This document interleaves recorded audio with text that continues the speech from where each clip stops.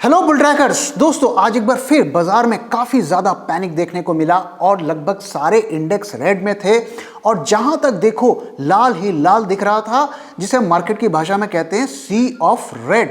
अगर आप देखें तो पिछले 20-25 दिनों से लगातार बाजार में गिरावट देखने को मिल रही है और मार्केट ने करीब 19 अक्टूबर को हाई बनाया था 18,600 का और वहां से उसके बाद हमें मोर और लेस लगातार गिरावट देखने को मिल रही है और निफ्टी ने करीब 1200 पॉइंट्स लूज कर दिया है पिछले 21 दिनों में। और पिछले हफ्ते फ्राइडे को तक ऐसा लग रहा था कि बाजार में शायद थोड़ी सी रिकवरी देखने को मिलेगी और डेटा हमें ऐसा सजेस्ट कर रहे थे शायद अब यहां से थोड़ी बहुत रिकवरी आ सकती है, लेकिन आज के दिन हमें फ्रेश जो है पैनिक बाजार में देखने को मिला और उसके दो बड़े कारण थे। पहला कारण, जैसा कि दोस्तों आप जानते हैं कि पेटीएम की बुरी लिस्टिंग और पिछले 2 दिनों में पेटीएम करीब 36% अपने लिस्टिंग प्राइस से जो है अपनी वैल्यू को लूज कर चुका है। और इतने बड़े इशू का जब इस तरीके से एक बुरी लिस्टिंग होती है तो उसका एक सेंटिमेंटल इंपैक्ट पड़ता है और वही हमें बाजार में आज देखने को मिला और इसकी वजह से रिटेल वाले थोड़े ज्यादा चिंतित दिख रहे थे।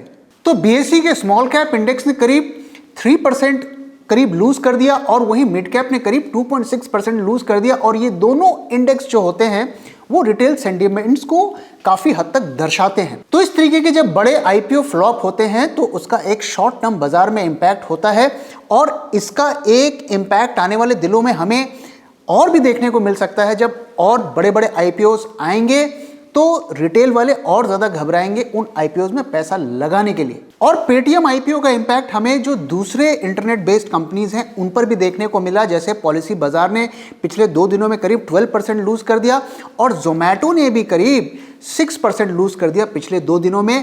आज भी एक समय ऐसा था कि जब जोमैटो करीब 8% डाउन था, लेकिन वहां से हमें एक अच्छी रिकवरी देखने को मिली। दूसरा जो बड़ा कारण रहा आज पैनिक का वो था आरआईएल अरामको डील का एक तरीके से कैंसिल हो जाना। हालांकि उन्होंने ये नहीं कहा कि ये डील कैंसिल हो गई है, वो उसे म्यूचुअली एग्री करके री इवेलुएट कर रहे हैं, लेकिन हमें पता है कि उसका एक्चुअल मतलब क्या होता है।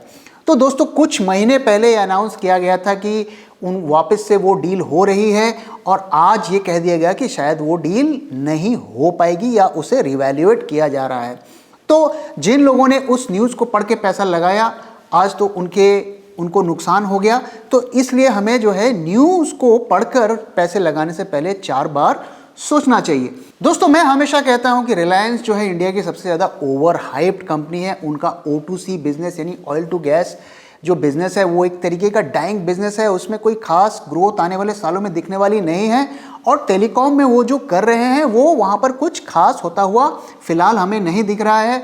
तो अगर रिलायंस में आप as a telecom company invest करना चाहते हैं तो हमारा और मेरा पर्सनल व्यू ये है कि Airtel is a much better telecom player और मैं ऐसा मानता हूँ कि आने वाले दिनों में टेलीकॉम के फील्ड में एयरटेल जो है नंबर 1 बनेगी। तो ये तो 2 फैक्टर्स हो गए जिसकी वजह से आज बाजार में गिरा।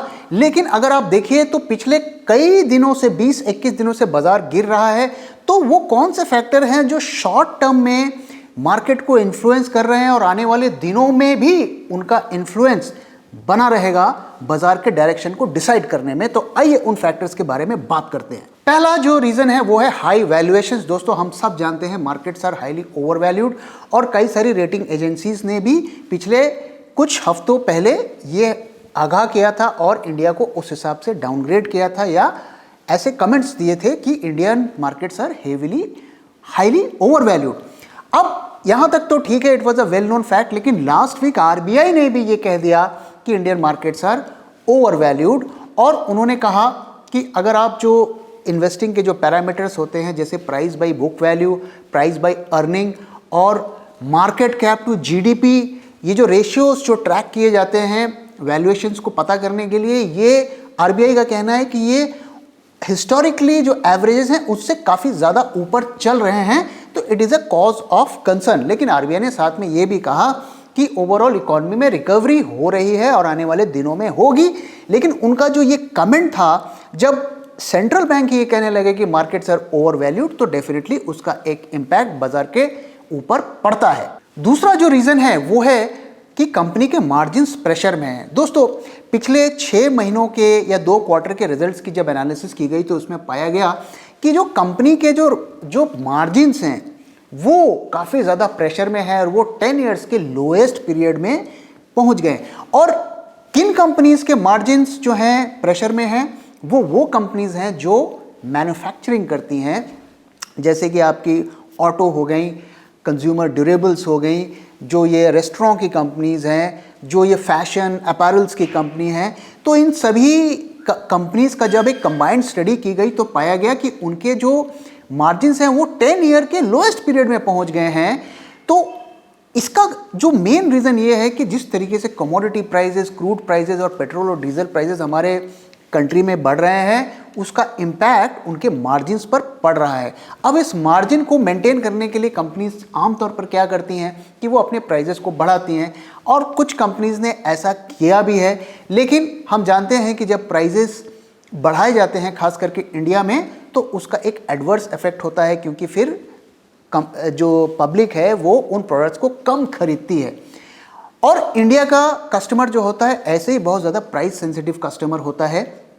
तो ये सब की वजह से एक चिंता का विषय बना हुआ है कि कंपनीज फ्यूचर में कैसे ज़्यादा प्रॉफिटेबल बनेंगी, क्योंकि अगर मार्जिन्स कम होंगे तो उनके प्रॉफिट्स भी कम होंगे। तीसरा जो कंसर्न है मार्केट में वो है कि सप्लाई साइड के इश्यूज, यानी सप्लाई चेन के इश्यूज।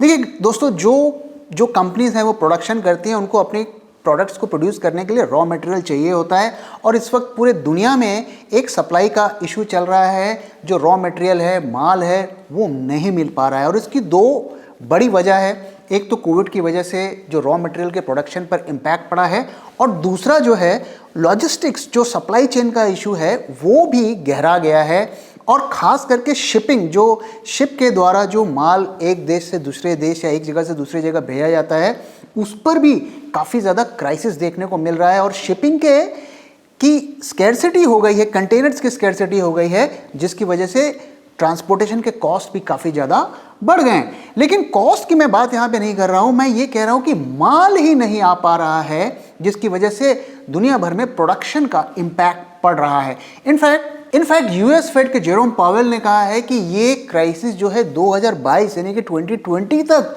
सप्लाई चेन के इश्यूज बने रहेंगे, और उन्होंने अपने कंट्री के सिटीजन्स को वार्न किया है कि बी प्रिपेयर्ड फॉर स्कैर्सिटी। और सिर्फ यूएसए और दूसरी कंट्री नहीं, इंडिया में भी इसका इम्पैक्ट होगा। और नोमूरा का भी अभी रिसेंटली उन्होंने एक रिपोर्ट जनरेट की है, और उसमें ये कहा है कि इंडिया के फैक्ट्री प्रोडक्शन पर इसका इम्पैक्ट पड़ेगा।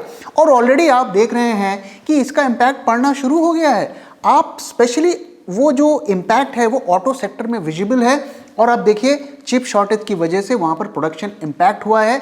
और यहाँ तक कि ओला जो इलेक्ट्रिक जो स्कूटर जो डिलीवर करने वाली थी, नवंबर 30 की डेट थी, उन्होंने कह दिया है कि चिप शॉर्टेज की वजह से वो अपने स्कूटर्स को डिलीवर नहीं कर पाएंगे, and there could be a delay of 4 to 6 weeks.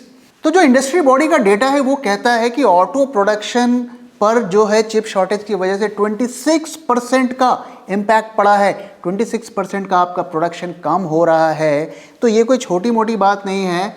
और अगर ये कंटिन्यू रहा तो ये कंपनीज कैसे प्रॉफिट कमाएंगी, ये सोचने वाली बात है। और जब प्रॉफिट नहीं कमाएंगी तो हम इतनी हाई वैल्यूएशन इन कंपनी को कैसे दे सकते हैं, और यही जो है बड़े इन्वेस्टर्स के लिए एक चिंता का विषय बाजार में दिख रहा है। चौथा जो कारण है राइज इन कोविड केसेस। दोस्तों, एक बार फिर कोविड के केसेस बढ़ने लगे हैं। इंडिया में फिलहाल तो सिचुएशन कंट्रोल में दिख रही है, लेकिन यूरोप में इसका काफ़ी ज़्यादा कहर देखने को मिल रहा है, और ऑस्ट्रिया में तो 20 दिन का जो है लॉकडाउन भी लगा दिया गया है।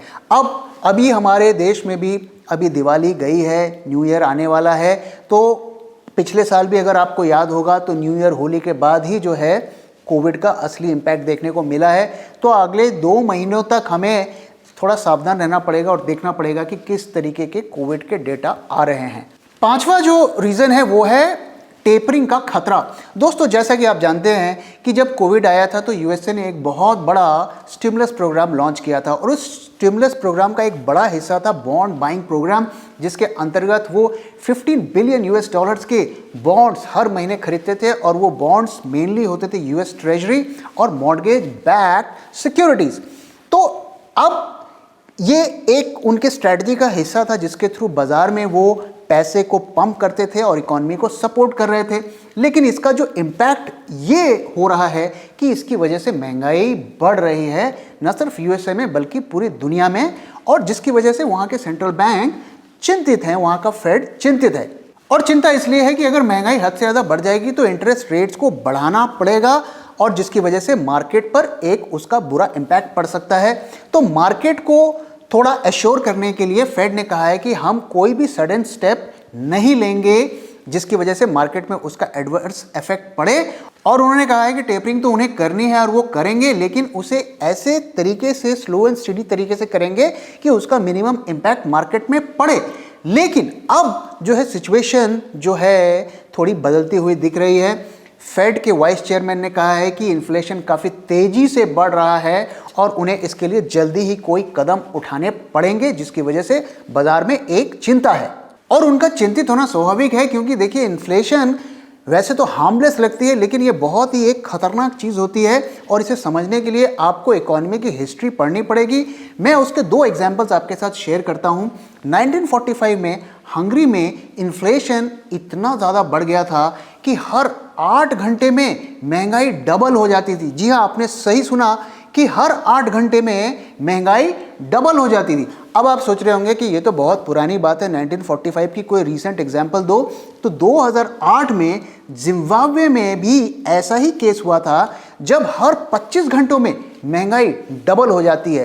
तो इस तरीके के फेनोमेनन को हम हाइपर इन्फ्लेशन कहते हैं और हाइपर इन्फ्लेशन तब आता है जब आप इन्फ्लेशन को कंट्रोल नहीं करते हैं। तो आप सबको वो केस स्टडीज़ को पढ़ना चाहिए और समझना चाहिए कि किस तरीके के लोगों के हाथ में उन कंट्रीज़ की इकॉनमी थी जो उन्होंने उस देश को वहाँ तक पहुँचा दिया, और कहीं वो गलतियाँ हम तो नहीं कर रहे हैं। इस बारे में हम सबको जानना चाहिए और समझना चाहिए।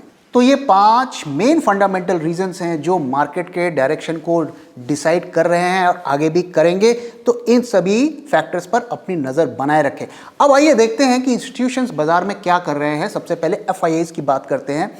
तो एफआईआईज़ का अगर आप डेटा देखेंगे तो वो बड़ा इंटरेस्टिंग है।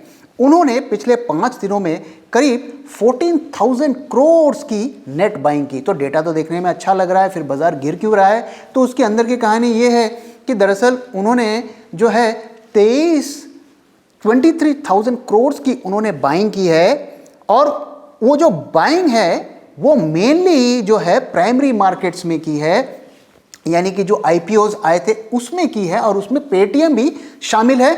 और करीब 9,000 जो है उन्होंने 9,000 करोड़ उन्होंने सेकेंडरी मार्केट में सेलिंग की है, यानी कि सेकेंडरी मार्केट से सेल करके पैसा निकाला और प्राइमरी मार्केट में इन्वेस्ट किया, जिसमें से पेटीएम भी है। जहां तक सेक्टर्स की बात है तो हेल्थ केयर और आईटी ये दोनों सेक्टर आने वाले दिनों में रिलेटिवली बेटर कर सकते हैं, लेकिन ओवरऑल बाजार में एक सेलिंग का प्रेशर हमें देखने को मिलेगा।